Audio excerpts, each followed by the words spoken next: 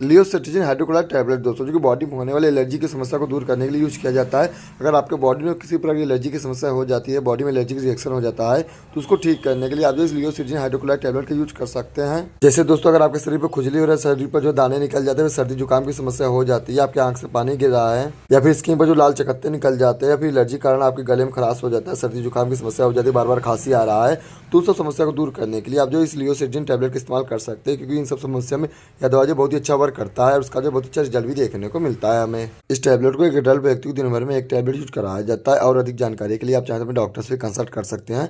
और अब आज के लिए बस इतना ही। ऐसे ही दवा नई नई जानकारी के लिए आप जो हमारे चैनल को सब्सक्राइब लाइकिंग को प्रेस कर लें। चलिए दोस्तों, मिलते हैं अगले दिन अगले दवा के साथ। तब तक के लिए नमस्कार, जय हिंद, जय भारत।